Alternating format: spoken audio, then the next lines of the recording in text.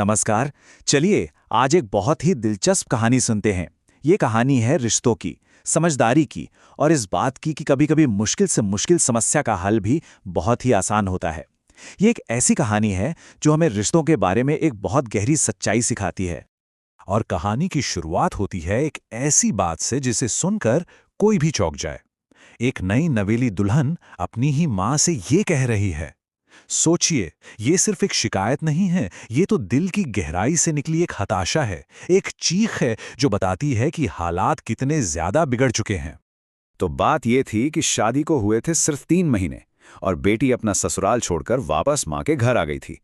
और उसने पक्का इरादा कर लिया था कि चाहे कुछ भी हो जाए वो वापस उस घर में कदम नहीं रखेगी। मतलब एक रिश्ता जो अभी ठीक से शुरू भी नहीं हुआ था, वो लगभग खत्म होने वाला था। तो आखिर प्रॉब्लम थी क्या? अगर बीटी के नजरिए से देखें तो उसकी नई जिंदगी एक जेल बन चुकी थी। उसका कहना था कि घर में हर कोई बस उससे नाराज ही रहता है, चौबीसों घंटे लड़ाई झगड़े का माहौल बना रहता है। उसे लगता था जैसे वो वहां बिल्कुल अकेली पड़ गई है, फंस गई है। वो इस सब से बाहर निकलना चाहती थी, लेकिन उसे ये भी डर था कि अगर उसने अपने पति को कोई नुकसान पहुंचाया तो उसका अंजाम क्या होगा।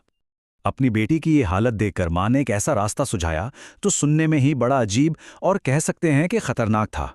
चलिए देखते हैं कि वो चौंकाने वाली योजना आखिर थी क्या। माँ ने अपनी बेटी को एक पाउडर की पुड़िया दी और कहा कि ये एक ऐसा जहर है जो धीरे धीरे काम करेगा।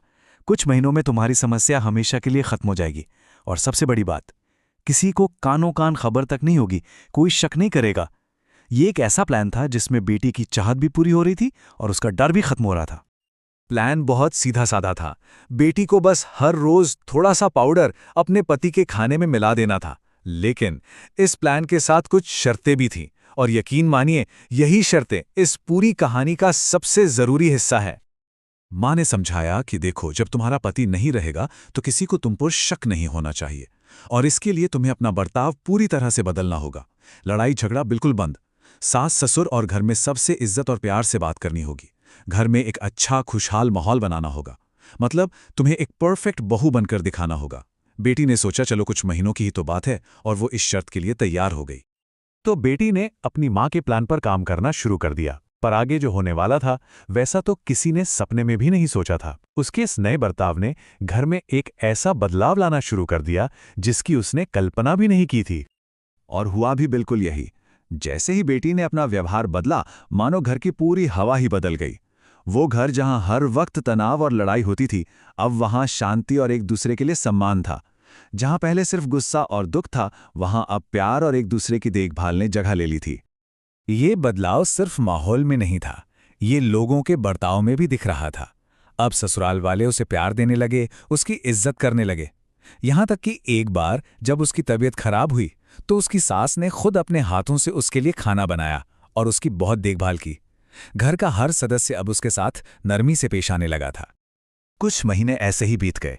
फिर एक दिन बेटी भागी भागी घबराई हुई अपनी माँ के पास आई और रोते हुए कहने लगी, माँ, मैं नहीं चाहती कि वो मरें। मुझे अब समझ आया है कि मैं उनसे कितना प्यार करने लगी हूँ और उनके जैसा पति मुझे दुनिया में कहीं नहीं मिलेगा। वो अपने किए पर बहुत पछता रही थी और माँ से उस जहर का असर खत्म करने के लिए गिड़गिड़ा रही थी। और अब कहानी अपने सबसे अहम मोड़ पर पहुंचती है। बेटी की इस घबराहट और बेचैनी के बीच मां की उस अनोखी योजना का असली राज खुलने वाला था, वो सच जो उस पाउडर की छोटी सी पुड़िया में छिपा था।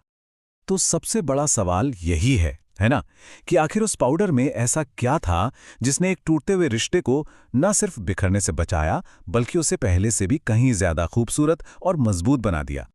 बेटी तो यही मानकर चल रही थी कि वो हर रोज थोड़ा थोड़ा करके अपने पति को मौत के करीब ले जा रही है। उसका दिल अपराध बोध और डर से भरा हुआ था। और तब माँ ने मुस्कुराते हुए सच बताया, उस पुड़िया में जहर था ही नहीं, वो तो हरण का चूर्ण था। ये एक आयुर्वेदिक दवा है जो हाजमे को ठीक करती है, शरीर को सेहतमंद बनाती है। माना जाता है कि ये सिर्फ पेट ही नहीं बल्कि दिमाग को भी शांत और साफ रखती है।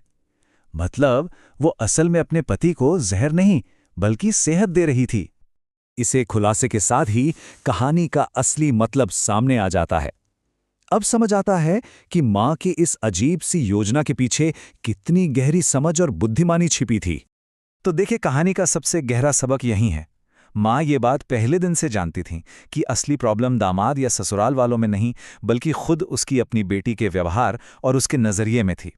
जहर का नाटक तो बस एक तरीका था, एक बहाना था, जिससे बेटी उन शर्तों को मानने के लिए तैयार हो जाए जो असल में उसके रिश्ते को ठीक करने वाली असली दवा थीं। और यही तो इस पूरी कहानी का निचोड़ है। ये जिंदगी का एक सीधा सा नियम है।